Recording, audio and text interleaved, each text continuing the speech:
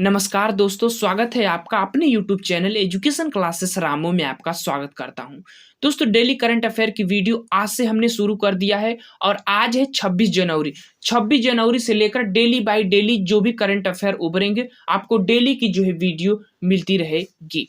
तो आज हमने शुरू किया है और 26 जनवरी के जितने भी करंट अफेयर उभर कर सामने आए होंगे उन सभी करंट अफेयर को आज की वीडियो में हम कवर करेंगे। तो अगर आप करंट अफेयर को ज्यादा लेंथी समझते हैं तो आप हमारे इस करंट अफेयर की सीरीज से जुड़ जाइएगा, आपको करंट अफेयर एकदम सरल हो जाएगा। हमारे तरफ से कोशिश की गई है कि ज्यादा से ज्यादा करंट अफेयर को कम समय में आपको उपलब्ध कराया जाए। ऐसे में आपके समय की बचत होगी और बोरियत भी आपको महसूस नहीं होगा करंट अफेयर से रिलेटेड। तो इस वीडियो की सीरीज से जुड़ जाइएगा। वीडियो आपको पसंद आए तो लाइक शेयर सब्सक्राइब जरूर करिएगा। इतने ही करंट अफेयर आपको लोग एक एक घंटे में कराते हैं, वो आपको करंट अफेयर हम मात्र 10 मिनट में जो है कवर कर देंगे। और आपको बता दें कि इस वीडियो की पीडीएफ भी चाहिए तो हमारे टेलीग्राम पर चले जाइएगा, लिंक आपको इस वीडियो के डिस्क्रिप्शन में मिल जाएगा। तो चलिए वीडियो को शुरू करते हैं। दोस्तों, आज 26 जनवरी से रिलेटेड इंपोर्टेंट 10 करंट अफेयर मैंने आपके सामने लेकर आया हूं। पहला हमारा करंट अफेयर है कि शीत युद्ध के बाद नाटो का सबसे बड़ा सैन्य अभ्यास स्टीड फास्टर डिफेंडर 2024 जो है प्रारंभ हो गया है। अब यहाँ पर नाटो की सेनाएं इसमें अभ्यास करती हैं। तो नाटो की स्थापना 1949 में हुई थी। फुल फॉर्म होता है नॉर्थ अटलांटिक ट्रीटी ऑर्गेनाइजेशन, इसका फुल फॉर्म होता है। हिंदी में उत्तरी अटलांटिक संधि संगठन होता है। स्थापना 1949 में। मुख्यालय ब्रुसेल्स और बेल्जियम में इसका मुख्यालय है, जो कि इसके नवीनतम सदस्य के रूप में इंपोर्टेंट पॉइंट ध्यान रखिएगा, फिनलैंड देश जो है जुड़ चुका है। तो अब इनकी संख्या कितनी हो गई है? 31 हो गई है, ध्यान रखिएगा।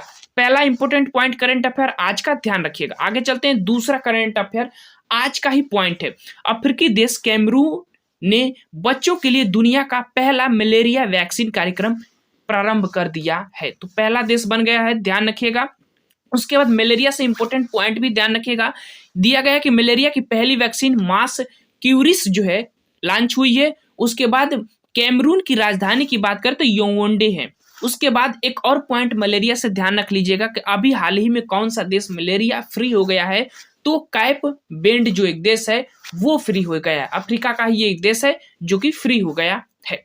मलेरिया आपको पता होगा कि मादा एनाफ्लिज मच्छर के काटने से होता है। ये प्रोटोजोआ जनित रोग है। प्लाज्मोडियम प्रोटोजोआ से ये फैलने वाला एक रोग है मलेरिया। ठीक है। इसमें होता क्या है मलेरिया में कि जो आरबीसी होता है ना, उसकी जो संख्याएं हो जो है घट जाती है। ये पॉइंट है, ध्यान रखिएगा। 25 अप्रैल को मलेरिया दिवस मनाया जाता है। ये भी पॉइंट आप ध्यान रख सकते हैं। तो ये दूसरा पॉइंट 26 जनवरी से रिलेटेड आपको हमने करा दिया, इंपोर्टेंट है, ध्यान रखिएगा। आगे चलते हैं। तीसरा पॉइंट है कि 25 जनवरी 2024 को क्या मनाया गया? तो राष्ट्रीय मतदान दिवस जो है इस बार मनाया गया था। हालांकि पीडीएफ थोड़ा गड़बड़ बन गया है, ध्यान रखिएगा। 25 जनवरी 2024 को राष्ट्रीय मतदान दिवस जो है इस बार जो है मनाया गया था। अब ध्यान रखिएगा कि 25 जनवरी 1950 को निर्वाचन आयोग की स्थापना होती है। उसी डेट को जो है राष्ट्रीय मतदान दिवस के रूप में मनाया जाता है। अब मनाने का प्रारंभ कब से शुरू हुआ? तो 2011 से जो है ये मनाने का प्रारंभ जो है शुरू हुआ है। और ये 14वां जो मतदान दिवस था इस बार का। और इसकी थीम भी थी क्या कि nothing like voting, I vote for sure जो है इसका आज का जो है थीम था। इस बार का जो है 14वां जो मतदान दिवस मनाया गया था उसका थीम था। तो ये इंपोर्टेंट पॉइंट है तीसरा करंट अफेयर से रिलेटेड। आगे चलते हैं। चौथा करंट अफेयर हमारा पॉइंट, एशियाई शॉट गन चैंपियनशिप 2024 में भारत ने जीते कुल कितने पदक जीते हैं? तो 8 पदक जीते हैं। कहां पर हुआ था? तो कुवैत में। इसमें 8 पदकों में अगर हम बात करें तो 1 गोल्ड था, 3 सिल्वर था और 4 जो है ब्रॉन्ज था। तो बस इतना ध्यान रखिएगा। इतना ये इंपोर्टेंट नहीं है, फिर भी ध्यान रखिएगा, आप लोगों के लिए ये महत्वपूर्ण है। आगे चलते हैं। 5वां करंट अफेयर पॉइंट, लगातार दूसरे वर्ष भारत के सूर्य कुमार यादव बने आईसीसी पुरुष T20 cricketer of the year जो है चुने गए हैं। कौन? सूर्य कुमार यादव, दूसरी बार लगातार, ध्यान रखिएगा। उसके बाद और भी पॉइंट है, जैसे ICC men's cricket of the year किसे चुना गया है? तो पैट कमिंस को। ऑस्ट्रेलिया के कप्तान थे पैट कमिंस और ऑस्ट्रेलिया आईसीसी वनडे चैंपियन भी इस बार बनी है भारत को हराकर। तो इस चीजें ध्यान रखिएगा, इन्हीं की कप्तानी में बनी है।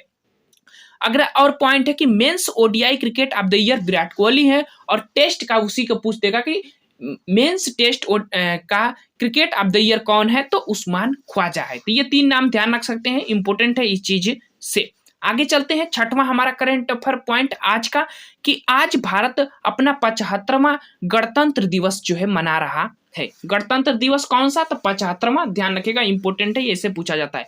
मुख्य अतिथि कौन है, तो इमैनुअल मैक्रोन जो कि फ्रांस के राष्ट्रपति हैं, वो इस बार के मुख्य अतिथि के रूप में भारत आए हुए हैं। और इस बार के 75वां गणतंत्र दिवस की थीम क्या है, तो भारत लोकतंत्र की जननी और विकसित भारत जो है इस बार का थीम है। तो थीम भी ध्यान रखिएगा, बहुत इंपॉर्टेंट पॉइंट है। और झंडा कौन फहराता है, आपको पता ही होगा कि राष्ट्रपति जो हमारी द्रौपदी मुर्मू जी हैं, वो झंडा इस गणतंत्र दिवस के परेड पर फहराएंगी।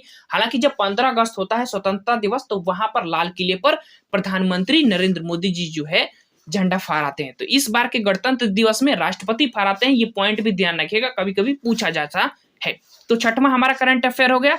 सातवां करंट अफेयर देखते हैं कि उड़ीसा के सीएम नवीन पटनायक ने दुनिया की पहली ब्लैक टाइगर सफारी की घोषणा किए हैं। तो ध्यान रखिएगा, ये विश्व की पहली है, भारत की जो है पहली जो है ब्लैक टाइगर सफारी की जो है घोषणा की गई है। किसके द्वारा, नवीन पटनायक के द्वारा। उड़ीसा में कौन सा राष्ट्रीय उद्यान में, तो सिमलीपाल राष्ट्रीय उद्यान है, वहां पर यह शुरू किया गया है। तो इंपॉर्टेंट पॉइंट है, ध्यान रखिएगा। आठवां इंपॉर्टेंट पॉइंट देखते हैं, डीआरडीओ से रिलेटेड। डीआरडीओ के कामकाज पर विजय राघवन पल्लन ने एक रिपोर्ट पर चिंता जताई है।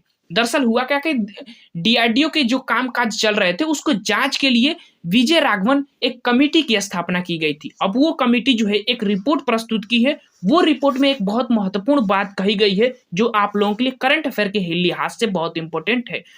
विजय राघवन पैनल कमेटी ने एक रिपोर्ट दी कि डीआरडीओ से संबंधित एक सलाह दिया है कि अनुसंधान पर फोकस करो। मतलब डीआरडीओ को कहा गया है कि आप अनुसंधान पर फोकस करिए, खोज पर फोकस करिए, नए नए चीजों पर, आविष्कार पर फोकस करिए, बल्कि आप उत्पादक पर फोकस मत करिए। इसके लिए हमारे पास एक कंपनियां, बहुत सी कंपनियां हैं जो उत्पादक कर सकती है, लेकिन आप खोज पर फोकस करिए।